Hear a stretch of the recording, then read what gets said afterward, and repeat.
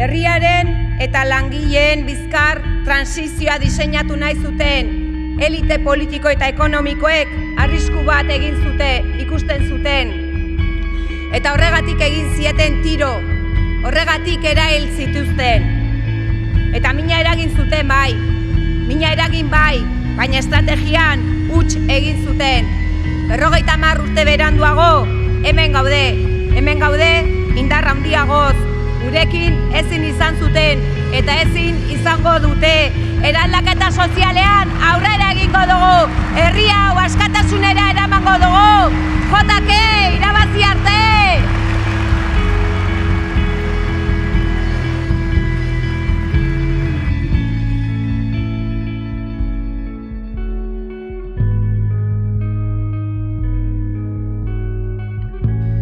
Zuek guztiok egiten duzuen ekarpenari esker, eragin egiten dugu. Gai izan gara, pandemiatik ona, borroka ziklo bat abiatzeko. Gai izan gara, greben bidez, borroken bidez, hitzarmen asko berritzeko. Gai izan gara, ordezkaritza sindikalik gabeko sektore askotan antolatzeko. Eta hemendik bi astera, gai izango gara, izugarrizko greba orokorra egiteko. Aberastasuna modu bidezkoago batean banatzeko.